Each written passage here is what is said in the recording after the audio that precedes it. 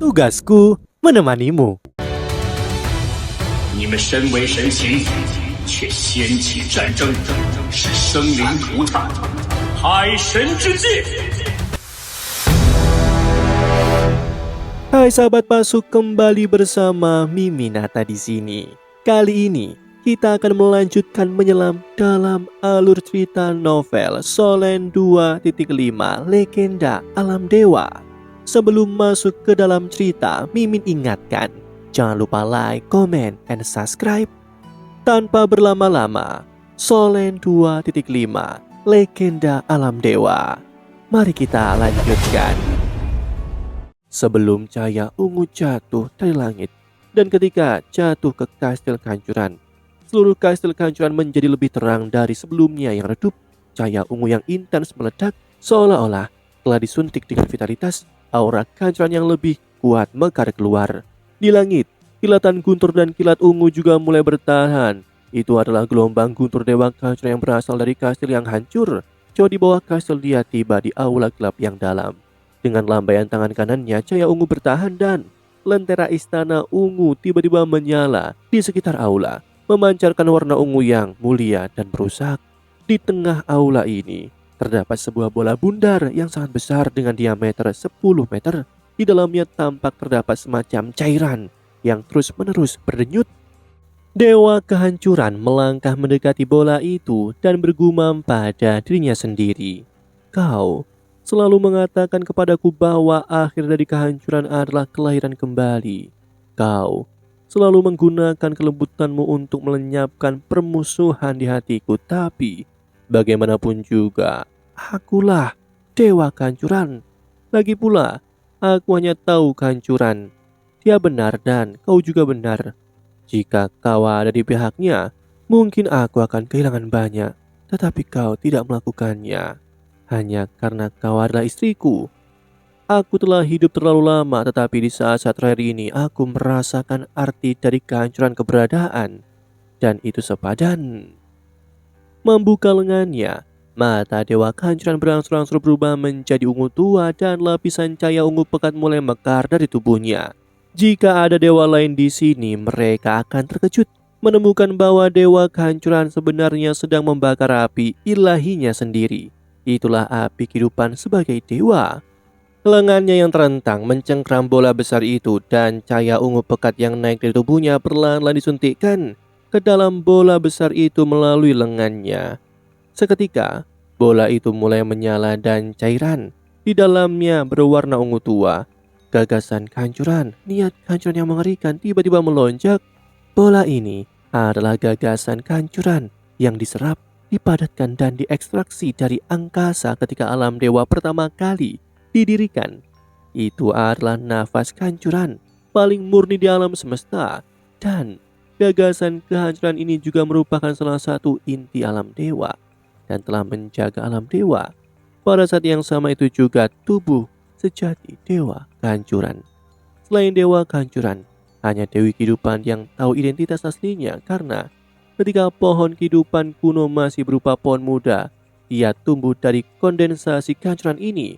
Akhir dari kehancuran adalah penciptaan kehidupan. Di alam dewa, emosi kebaikan dan kejahatan lahir terlebih dahulu dan kemudian kehidupan yang diciptakan setelah kehancuran ditambah dengan datangnya pembunuhan. Akhirnya mulai terbentuk 5 Raja Dewa Agung generasi pertama, yaitu para penguasa alam dewa selanjutnya. Berasal dari sini, tak satu pun dari mereka adalah manusia, tetapi energi paling murni di alam semesta yang terkondensasi. Di antara 5 kekuatan besar ini, kekuatan 5 Raja Dewa Agung, yang tersisa hanyalah Dewa Kehancuran dan Dewi Kehidupan, yang mereka memiliki tubuh lain di alam dewa. Kondensasi kehancuran adalah tubuh dewa kehancuran dan pohon kehidupan kuno secara alami adalah tubuh Dewi Kehidupan. Tubuh dewa kehancuran berangsur-angsur berubah menjadi ungu sepenuhnya. Cahaya listrik yang kuat tiba-tiba menyala dan seluruh kastil kehancuran mulai hancur dari pinggiran. Sementara cahaya yang berasal dari kondensasi kehancuran menjadi semakin kuat dengan kilatan cahaya ungu. Dewa kehancuran telah sepenuhnya menyatu dengan kondensasi kehancuran dan menghilang. Bola raksasa itu tiba-tiba berfluktuasi hebat, meledak. Di sisi lain, di dunia hijau, dunia kehidupan, setiap cabang dan daun dari pohon kehidupan kuno yang besar itu tampaknya menceritakan makna kehidupan. Dengan kilatan cahaya hijau, Dewi Kehidupan diam-diam muncul di depan pohon kehidupan kuno itu. Melihat pohon raksasa di depannya, ada sedikit kesedihan di mata Dewi Kehidupan. Tidak ada yang salah dengan upacara doa kehidupan. Pada akhirnya, kita akan menuju akhir.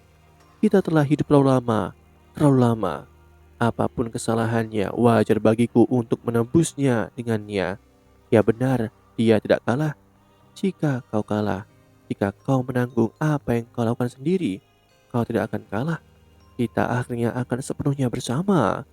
Berbicara tentang itu, senyum muncul di wajah cantik Dewi Kehidupan. Ia perlahan menutup matanya dan melayang ke depan, datang ke pohon kehidupan kuno. Sebelum pergi dari sini dalam upacara doa kehidupan, ia berdoa untuk masa depan dirinya dan dewa kehancuran. Karena itulah dirinya. Ia tidak tahu apakah hubungan antara dirinya dan dewa kehancuran akan berubah karena pertempuran di alam dewa ini, dan ia tidak tahu apakah dewa kehancuran akan memaafkan konfrontasinya. Namun kini jawaban telah diberikan. Daun berwarna darah menandakan bencana darah. Meskipun Dewi Kehidupan bersedia hati saat itu, ia sama sekali tidak merasakan sakit. Setidaknya ketika ia dan dewa kehancuran melayang di udara menyaksikan aliran udara yang bergejolak, dewa kehancuran tidak mengecewakannya. Dewa kehancuran hanya berkata satu kata kepadanya saat itu, dan itu adalah dia akan menanggung kesalahannya. Dan Dewi Kehidupan hanya berkata 3 kata kepadanya, dia akan menemaninya. Maka mereka pun kembali ke tempat mereka masing-masing, ke wilayah tempat mereka tinggal. Kedua tangannya mendarat ringan di pohon kehidupan, membelai lembut batang pohon yang tampak kasar namun sebenarnya bertekstur. Nafas kehidupan yang lembut langsung terpancar dari tubuh Dewi Kehidupan. Pohon kehidupan kuno kembali bersinar dengan kilau zamrud. Ranting-ranting menjulur dan daunannya memancarkan kecemerlangan yang luar biasa kuat. Nafas kehidupan yang kaya dan terasa nyata telah mengubah tempat ini sepenuhnya menjadi lautan kehidupan. Dengan mata terpejam, Dewi Kehidupan melangkah maju selangkah demi selangkah. Tubuhnya perlahan menyatu dengan pohon kehidupan kuno dan sesaat kemudian, pohon kehidupan kuno itu tampak hidup dan sedikit bergetar. Cabang-cabangnya yang tebal terentang satu persatu dan hembusan nafas kehidupan yang kuat membumbung ke langit. Seluruh hutan mulai berfluktuasi karena pergerakannya. Titik-titik cahaya hijau yang tak terhitung jumlahnya mengembun ke arahnya. Cahaya hijau yang kuat melesat ke langit, itulah kekuatan kehidupan. Di sisi komite alam dewa, menutup matanya, Tangsan berusaha sekuat tenaga memulihkan kekuatan ilahinya. Meskipun sebelumnya ia telah menghabiskan banyak energi sebagai dewa tertinggi, raja dewa, dan dengan bantuan pusat alam dewa, Tangsan pulih dengan sangat cepat. Kekuatan ilahinya sendiri terus meningkat. Di lantai atas komite alam dewa, di area inti yang tersisa hanyalah para dewa tingkat 1 dan para dewa tingkat kedua lainnya, termasuk 7 monster strike. Semuanya telah mundur, bahkan Tang Wutong. Energi langit dan bumi di sini terlalu kuat untuk ditanggung oleh Tang Wulin muda yang baru saja lahir. Shobu tidak keluar karena ia sekarang menggunakan kekuatan dari tahta Dewa Laut Tangsan. Ia juga berkultivasi dalam diam memulihkan kekuatan ilahinya. Ada air mata di sudut matanya, betapa ia ingin menyusui anaknya sendiri tapi ia tidak bisa. Demi alam dewa dan demi suaminya, kini ia hanya bisa mendukung Tangsan dengan segenap kekuatannya.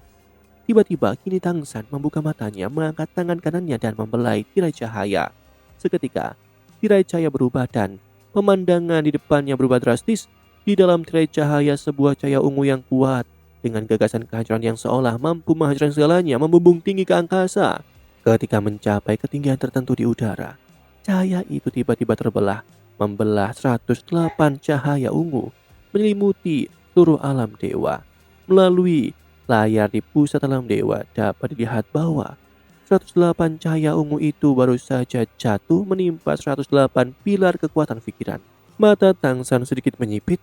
Tentu saja ia dapat melihat bahwa kumpulan cahaya ungu yang kuat itu adalah dewa kehancuran. Tetapi mengapa dewa kehancuran begitu kuat saat ini? Kekuatannya beberapa kali lipat dari puncaknya. Gagasan kehancuran yang mengerikan itu telah terbentuk. Jika ia melawan dewa kehancuran dalam kondisi seperti ini, ia hampir pasti akan kalah. Tepat ketika Tang San tercengang, gumpalan cahaya ungu yang kuat di langit berubah lagi, membentang di udara lalu berubah menjadi wujud manusia. Itu adalah versi Dewa Kehancuran yang diperbesar. Bahkan di layar pusat alam dewa, Dewa Kehancuran tampak tidak sekecil saat ini. Jadi ukuran aslinya mungkin setinggi ribuan kaki. Gagasan kehancuran yang kuat seolah menghancurkan dunia. Suara Rong Nianbing terdengar ragu. Bukankah orang ini sedang menghancurkan pelindung dan menghancurkan para dewa untuk menghancurkan alam dewa sepenuhnya? Namun Tang San menggelengkan kepalanya dan berkata, "Tidak, kalau tidak dia tidak akan mengatakan itu sebelum pergi. Meskipun aku berbeda pendapat dengan kehancuran, dia telah menjadi salah satu dewa tertinggi di alam dewa sejak awal alam dewa. Perasaan alam dewa sangat dalam dan kita tidak akan pernah berharap alam dewa untuk dihancurkan." Di langit, di bawah pengaruh cahaya ungu kehancuran yang kuat, tubuh besar Dewa Kehancuran semakin padat dan sinar cahaya yang dilepaskannya masih terhubung dengan alam dewa. 108 pilar kekuatan mental, tetapi dia tidak mengambil tindakan lebih lanjut seolah-olah sedang menunggu sesuatu. Pada saat ini, di langit yang jauh, cahaya hijau yang kuat tiba-tiba melesat ke langit. Saat cahaya hijau itu muncul, bahkan warna ungu yang diubah oleh Dewa Kehancuran sedikit meredup. Segera setelah itu, cahaya hijau itu mekar di udara seperti bunga yang mekar. Bahkan para dewa yang dipimpin oleh Tang San di Komite Alam Dewa dapat dengan jelas merasakan getaran hebat di langit. Kemudian nafas kehidupan yang tak tertandingi itu menyerbu masuk. Dalam sekejap, kehidupan menyebar di seluruh tanah alam dewa. Di bawah naungan kekuatan hidup yang besar itu, para dewa yang cemas atau bahkan gelisah karena takut tampaknya telah menemukan tulang punggung mereka. Itu juga bergegas maju dan kekuatan ilahi meningkat. Setiap dewa merasa bahwa kekuatan ilahi mereka tampaknya telah meningkat hingga 120%. Ini adalah kekuatan Dewi Kehidupan. Beberapa dewa dengan basis kultivasi yang lebih lemah bahkan bersujud di udara, menyembah Dewi di dalam hati mereka. Sebagian besar dewa tidak tahu bahwa baru saja terjadi perselisihan di dalam Komite Alam Dewa di Alam Dewa. Suara Tang San, kekuatan destruktif Dewa Kehancuran dan Dewi Kehidupan yang menyelimuti seluruh alam dewa, itu meyakinkan para dewa ini. 3 dewa tertinggi, 3 raja dewa telah mengambil tindakan. Sesuatu besar telah terjadi. Hijau di langit terus mekar dan secara bertahap, pohon kehidupan kuno yang besar melayang di udara. Potongan-potongan pohon kehidupan kuno perlahan terbentang mekar di luar dan kemudian tiba melesat menuju alam dewa. Jika diperhatikan dengan seksama, dapat diperhatikan bahwa apa yang jatuh dari pohon kehidupan adalah 108 potong kertas tebal yang paling penting. Potongan ini melesat jatuh dengan nafas kehidupan yang kuat dan kehidupan yang menyilaukan dalam sekejap. Cahaya itu juga mendarat di 108 pilar kekuatan pikiran dan kemudian melingkar seperti itu. Kekuatan kehancuran Dewa Kehancuran dan kekuatan kehidupan Dewi Kehidupan awalnya adalah 2 kekuatan yang sepenuhnya berlawanan, tetapi pada saat ini, ketika kedua kekuatan ini bertabrakan, pada 108 kolom kekuatan pikiran, itu memancarkan kecemerlangan yang aneh.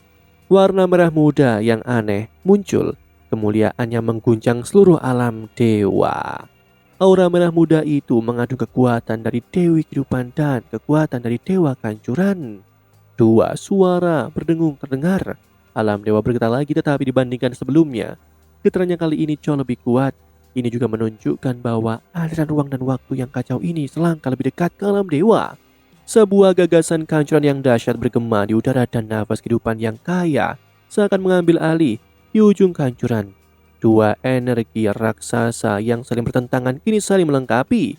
Di langit, Dewa Kehancuran yang agung menatap langit, tatapannya seolah mampu menembus seluruh angkasa. Di sisi pohon kehidupan seberkas cahaya hijau yang paling pekat melesat ke atas dengan kecepatan yang mencengangkan, lalu bagaikan kuncup bunga raksasa yang perlahan mekar. Dewi Kehidupan berdiri di tengah kuncup itu dan tubuhnya yang halus juga membesar berkali-kali lipat menghadap Dewa Kehancuran di kejauhan. Di matanya hanya ada kelembutan yang tak berujung. Tang San kini memejamkan matanya. Di wajahnya yang tersisa hanyalah raut kesakitan. Ini adalah... Rong Nianbing menatap warna merah muda di tirai cahaya dengan sedikit keraguan. Matanya penuh dengan kengerian. Demikianlah alur cerita novel Solen 2.5 Legenda Alam Dewa untuk hari ini. Sebelum Mimin akhiri, Mimin ingatkan jangan lupa like, comment, and subscribe. Karena tugasku kan selalu menemanimu.